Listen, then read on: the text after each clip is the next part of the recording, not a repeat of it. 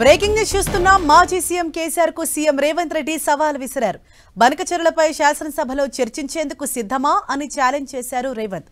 ప్రధాన ప్రతిపక్ష నేతగా స్పీకర్ కు లేఖ రాయాలన్న రేవంత్ గోదావరి జలాల దొంగలెవరూ అసెంబ్లీలోనే తేలుస్తానని అన్నారు. 2016లోనే బనకచెరువులకు అంగీకరించింది కేసీఆర్ కాదా అని రేవంత్ ప్రశ్నించారు. బనకచెరువుల విషయంలో తప్పుడు ఆరోపణలు చేస్తున్నారని మండిపడ్డారు.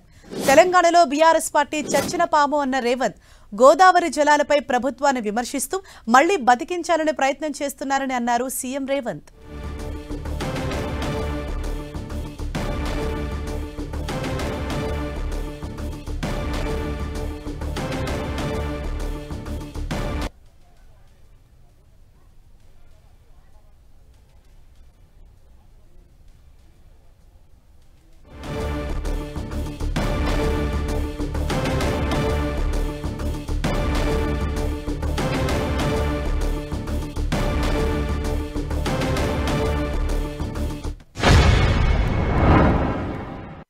చాలా మంది అన్నారు, వాళ్ళకి తెలుసు వాళ్ళు ఏ విధంగా రాష్ట్రాన్ని దివాలా తీపిచ్చిండ్రు.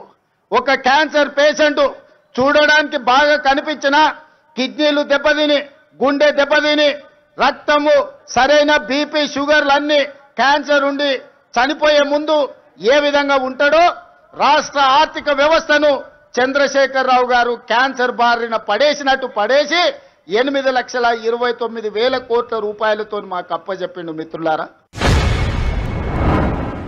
ఆయన శనిమామ శకుని మామ అల్లుడేమో శనీశ్వర అల్లుడు ఇవాళ మాట్లాడుతున్నాడు. శకుని మామకు తగ్గట్టు శనీశ్వరపు అల్లుడు జమైండు. ఇవాళ మీరేం చేసిండ్రయ్యా రైతులకు అంటున్నాడు. ఆనాడు రైతు భరోసా ఇవ్వాలంటే కోకపేటలో భూములు అమ్మిండు. రైతు రుణమాఫీ చేయాలంటే ఔటర్ రింగ్ రోడ్డును తెగనమ్మిండు. రైతుల పేర్ల మీద అప్పులు చేసిండు. రైతుల పేరు మీద దోపిడీ చేసిండు. రైతులకు నీళ్లు ఇస్తున్నాని కాళేశ్వరం పేరు మీద 1,00,000 కోట్ల రూపాయలు కొల్లగొట్టిండు.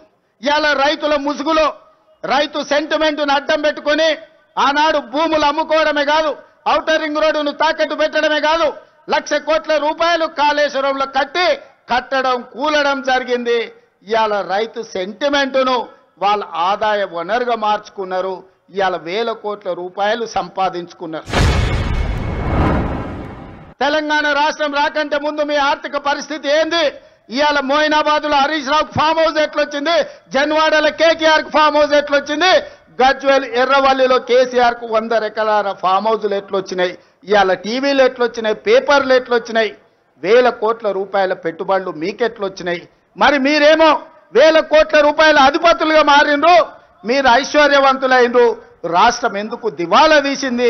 రాష్ట్రానికి 8 లక్షల కోట్ల రూపాయలు అప్పెట్లొచ్చిందని నేను అడుగుతున్నా. 10 ఏళ్లల్లా ఆగర్భ శ్రీమంతులు మీరైనరు. అమీర్లలాక నిజాం నవాబుల కంటే ధనవంతులుగా మీరు మారిండ్రు. దేశంలోనే ధనిక రాష్ట్రమైన తెలంగాణ ఇవాళ దివాలా తీసింది. చంద్రశేఖరరావు గారు ఇవాళను కుట్రలు కుతంత్రాలతోని ఆనాడు కృష్ణా నది మీద కాంగ్రెస్ పార్టీ ఉమ్మడి రాష్ట్రంలో ప్రారంభించిన ప్రాజెక్టులు 10 ఏళ్లలో ఏ ఒక్కటి పూర్తి చేయలే. పాలమూరు రంగారెడ్డి ఎత్తిపోతల ఎడారిగా మారింది. కల్వకుర్తి ఆగిపోయింది. భీమా, నెట్టంపాడు, కోయిల్ సాగర్, ఎస్ఎల్బిసి, సీతారామ, అదే విధంగా దేవాదుల, సమ్మక్క సారలమ్మ, ప్రాణహిత చేవెళ్ళ ఏ ప్రాజెక్టులు చూసినా ఎక్కడి అక్కడనే పడ్డాయి. ప్రాణహిత చేవెళ్ళ పేరు మార్చి, ఊరు మార్చి, పేరు మార్చి, అంచనాలు పెంచి 1,00,000 కోట్లు కొల్లగొట్టిన కాళేశ్వరం నువ్వు కట్టిన 3 ఏళ్లకే కూలేశ్వరం అయింది. 1,00,000 కోట్లు గంగలో కొట్టుకపోయినాయి. ఇవాళ గోదావరిలో కొట్టుకపోవడానికి కారణం నువ్వు కాదా? నీ అవినీతి కాదా? నీ కుటుంబం 1,000 కోట్ల రూపాయల దోపిడీకి పాల్పడి నాణ్యత లోపం వల్ల, ప్రణాళిక లోపం వల్ల మేడిగడ్డ, అన్నారం, సుందిళ్ళ కూలిపోయిన మాట వాస్తవం కాదా? ఈ ప్రాజెక్టులు కూలిపోయినందుకు నిన్ను ఆ చిన్న కాళేశ్వరంలోనే ఉరి తీసినా తప్పు లేదని అక్కడి రైతాంగం అంటున్న మాట నిజం కాదా? తోడు చెప్పిండంట ఆయనకు, నీకిగా సంజీవిని గోదావరి జలాలే అని, సచ్చినోని బతికిచ్చేది గోదావరి జలాలే అని. అసెంబ్లీ అప్పుడు అధికారం పోయింది, పార్లమెంట్ అప్పుడు డిపాజిట్లు పోయినాయి, 0 వచ్చింది. శాసన మండలికి వచ్చే వరకల్లా పోటీ చేయడానికి అభ్యర్థులు దొరకలేదు. తెలంగాణలో పార్టీ చచ్చిపోయింది, సచ్చిన పాము. ఆ సచ్చిన పాము ఈరోజు గోదావరి జలాల సెంటిమెంటుతోని ఇవాళ మంటలు పెట్టి తెలంగాణలో పార్టీ మళ్ళీ బతుకుతుందట. ముందుగాల చూసిరానికి అల్లుని పంపించినాడు, ఎట్లున్నదో చూసిరాపో నేను మళ్ళీ వస్తా అని. మా చిత్తశుద్ధిని నువ్వా ప్రశ్నించేది? 10 ఏళ్ళు ఈ రాష్ట్రాన్ని దోసుకొని తెలంగాణను ఎడారిగా మార్చి ప్రాజెక్టులన్నిటిని పడావు పెట్టి ఈ రోజు నువ్వు ఫామ్ హౌస్లో పడుకున్న నువ్వు ఈ ప్రజా ప్రభుత్వాన్ని నిందిస్తావా? నేను సూటిగా సవాలు విసురుతున్నా. గోదావరి బంకచర్ల మీద పూర్తి స్థాయిలో చర్చ చేద్దాం. మీరు స్పీకర్ గారికి లేఖ రాయండి.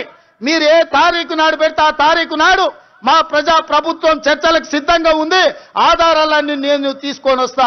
తెలంగాణ ద్రోహులెవరో, గోదావరి జలాల దొంగలెవరో శాసనసభలోనే తేలుస్తాం.